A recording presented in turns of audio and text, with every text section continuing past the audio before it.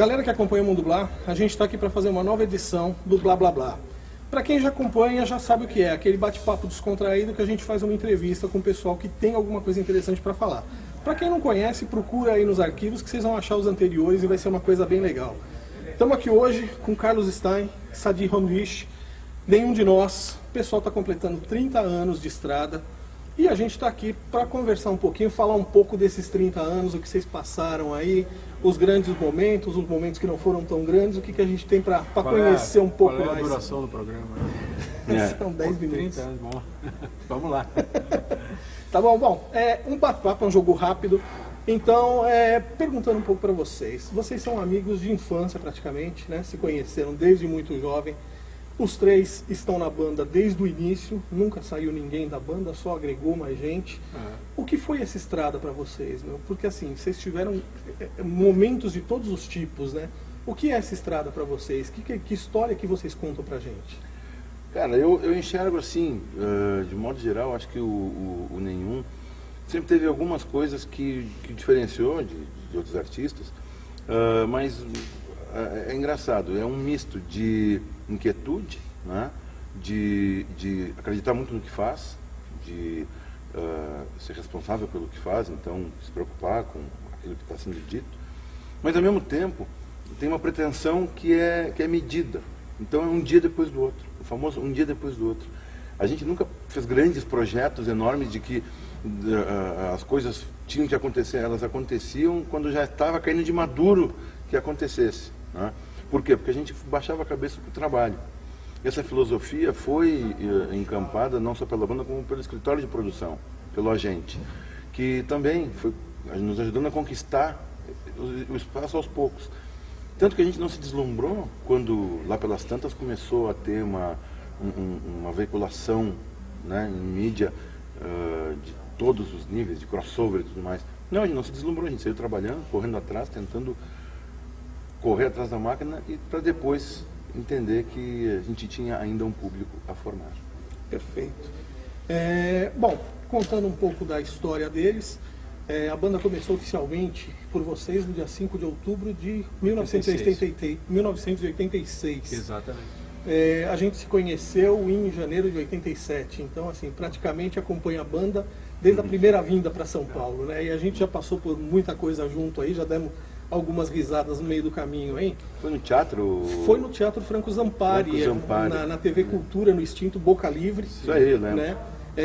Para quem conhece um pouquinho, me conhece um pouco mais, a gente tinha uma banda na época, passamos o som, a banda seguinte Era meio punk, né? Era mais um pouquinho, era mais magrinho também, né? Era um papo um pouco diferente.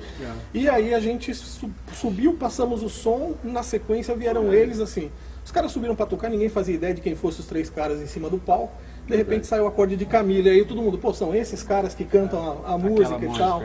Aquela música que contou tanta história, que catapultou vocês para uma coisa inesperada, que eu imagino, que a gente já teve a oportunidade de conversar, e que trouxe um monte de coisas depois. Nesse monte de coisas, até estava vendo recentemente que o Teddy falou, da época que vocês ganharam o prêmio da MTV, e logo depois saíram da gravadora. Sim. E a gente falava agora há pouco dessa situação da gravadora, de deixar uma grande gravadora e começar a caminhar com as próprias pernas. Tem um lado que, óbvio, você saiu da zona de conforto, mas tem outro lado em que a banda acaba crescendo muito, amadurece e cria uma identidade. E vocês hoje têm um público consolidado, que independente de mídia ou não mídia, vocês têm o espaço de vocês, né? Como que é essa liberdade? Imagino, como que é legal isso de você poder andar com as próprias pernas, correndo os riscos sozinho, mas fazendo esse trabalho aí, fazendo o que vocês acreditam sempre? É um desafio, né? Porque a gente, depois desse disco aí que a gente acabou saindo da gravadora, nenhum de nós se tornou uma banda independente. E aí nesse momento a gente começou a fazer as coisas por nós mesmos, que foi um grande desafio. Mas como tu mesmo disse, eu acho que é um processo que é muito bom para uma banda, assim, porque de certa forma o pessoal que nunca teve fora de gravador, ele não tem essa experiência de ter que lidar com o próprio projeto com uma intensidade tão grande quanto uma banda independente tem, né? E para nós foi muito bom isso aí, muito bom, porque o nenhum de nós se juntou, assim, até completando aquele negócio que o Sadi falou, assim, juntou personalidades que têm muito foco, assim, muita vontade de trabalhar com música, assim, que eu acho que foi a nossa principal motivação desde o início, o que talvez contribua também para a banda ser tão longeva, né? Sim. Então, sem dúvida, assim, foi um processo de aprendizagem muito bacana, assim, e a gente até hoje usufrui dessa liberdade, assim, de uma forma bastante, digamos assim, nossa, né? Assim, o Nenhum é uma banda que é muito democrática na hora de compor, na hora de lidar com o processo criativo, assim, todo mundo mete o bedelho, todo mundo interfere. Eu acho que isso aí contribui para que a banda ainda tenha uma sonoridade, assim, um certo frescor, assim, apesar de toda essa estrada. Isso só tem um pedacinho aí no meio que faltou, que eu acho que é importante, porque isso revela, de certa forma, um comportamento que desde aquela época e até hoje se mantém. Depois que teve esse distrato com a gravadora, depois de 4 discos, a gente fez um contrato com uma outra gravadora, que era a Polygram, e a Polygram, ao ouvir o nosso material, que seria a nossa demo, eles não entenderam nada. A gente tinha ido a Los Angeles, tinha circulado ali no auge do grunge, estava contaminado de certa forma na hora de executar, de compor. E eles, obviamente, eles não entenderam e não quiseram apostar. E nos propuseram uma série de coisas indizíveis. E a gente então nos falou, então nós vamos fora, saca? Então isso foi muito difícil, a gente ficou se olhando, puxa vida. Primeira vez sem gravadora. Primeira vez sem gravadora, né? Nessa época isso era uma coisa que parecia...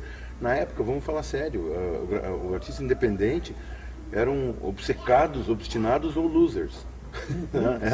Era isso que... Mas no final todo mundo perdia. Isso foi em 92, 93, né? Exatamente. Tá falando. E aí essa demo virou o Onde Você Estava em 1993, né? Depois foi lançado lá no ano 2000. Então assim, nessa época a gente já negou o caminho fácil, né? Tudo bem, vamos abrir, né? Tipo assim, os caras que já gravaram a versão do Astronauta podiam ter feito uma... Não, a gente queria continuar fazendo aquilo que a gente... de outra forma, exercer a nossa liberdade artística. E legal, e uma coisa aqui que o Carlos falou e que é legal de a gente puxar. Se a gente for contar a história dos 30 anos, é muita coisa para o tempo que a gente tem, mas a gente pode puxar para o último disco. Eu tive a oportunidade de conversar com o Teddy, a gente falando do processo criativo, né, desse último disco. É sempre assim, vocês definem um tema para o disco, definem uma linha que vocês pretendem trabalhar e depois chega na hora muda tudo. Todo mundo dá as opiniões. Não funciona demais esse negócio. Como o Sadi estava falando de fazer grandes planejamentos, né? Normalmente o estúdio e o processo, o momento em que a gente está ali reunido, ele funciona como uma proposta para a gente também, sabe? Ele nos propõe coisas. E esse último disco a gente resolveu se isolar. Nós fomos para Caxias, nos fechamos no estúdio, paramos num hotel próximo do estúdio. Quer dizer, a gente não tinha muitos escapes. Era uma imersão. Era uma imersão mesmo. Nós ficamos 10 dias lá e a nossa proposta era gravar pelo menos 5 músicas. Que a gente achou que em 10 dias era o que a gente conseguia. Era factível para vocês ali, né? E no final nós fizemos 10 músicas em 10 dias. Era uma por dia. Assim. E a gente entrou num processo assim, que ele começou a funcionar muito bem. E a gente deixou que as coisas acontecessem um pouco dessa forma, até porque nos parece, assim, eu acho que para qualquer pessoa que ouve, assim, parece uma coisa tão simbólica isso, né? Uma banda ficar imersa dentro do ambiente e trabalhar e deixar toda aquela criatividade fluir, aquilo ali que a gente fez, foi uma aposta que a gente fez, eu acho que foi super bem sucedido, né? A gente tem várias coisas muito legais nesse disco. E teve um fator externo que acabou virando interno, que foi um canal de comunicação muito bom com o produtor. Para quem não sabe, o Tolstói, né? O Tolstói, Júnior Tolstói, foi o cara que também soube extrair, né? Nesses momentos. É muito comum um produtor, às vezes até por alguma insegurança ou por querer manter uma distância, assim, um limite confortável, ele acaba tolhindo algumas coisas e querendo dar uma direção. Não, pelo contrário. Tolstói foi o cara que abraçou todas as ideias. De repente ajuda também o fato do Tolstói trabalhar com Lenine, que também é outro, que adora experimentação, criar timbres novos, buscar coisas novas. A gente quis apostar nisso, né? E tem uma visão também muito brasileira, porque tem muito produtor que só se espelha em coisas de fora. Então ele tem uma visão também muito de Brasil, que é uma coisa que a gente queria continuar incorporando. De mão cheia, né? De mão cheia, o cara é fantástico. É muito bom.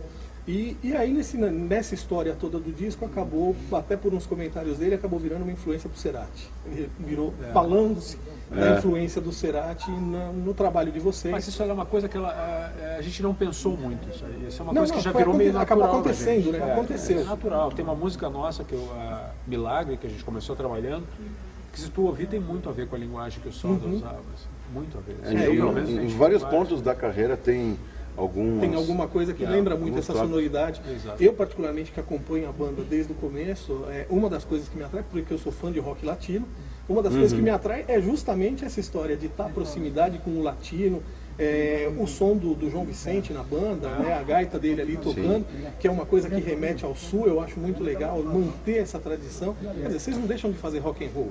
Claro. O rock and roll é a linguagem universal, mas vocês têm a característica de vocês.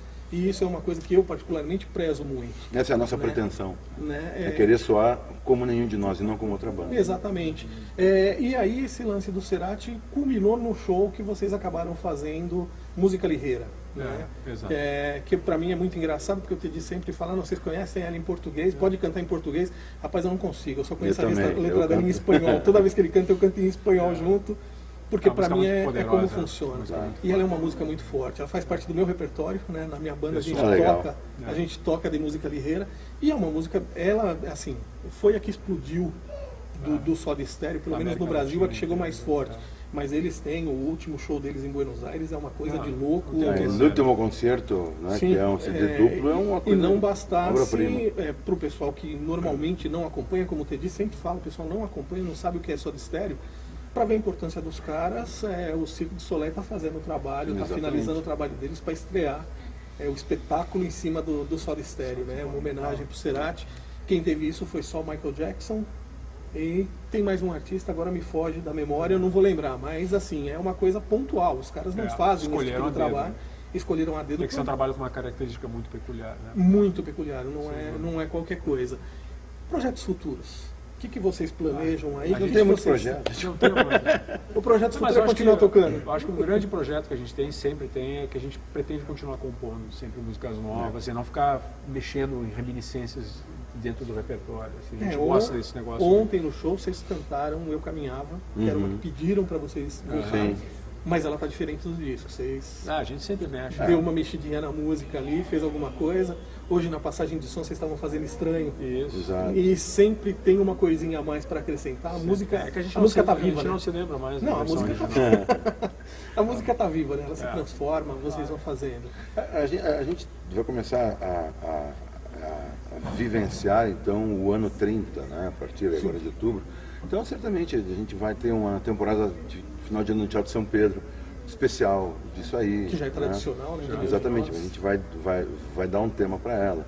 A gente ano que vem está planejando uma gravação com uma filarmônica. Poxa, que bacana. Isso aí é novidade total. São algumas coisas que eu digo um dia depois do outro, mas pode pintar daqui a pouco uma viagem, pode pintar um estúdio, porque a gente está sempre deixando as peças se movimentarem. A gente não gruda elas no tabuleiro. Elas têm que estar se movimentando. Então, a qualquer momento, pode ter novidade. Legal. Galera, agradecer aqui a presença de nenhum de nós. A gente está no intervalo entre passagem de som e daqui a pouco começa o show do pessoal. Não dá para tomar tempo demais. Agradecer demais a presença. Contamos com vocês no próximo Blá Blá Blá. Valeu, um abraço. Gracias totales.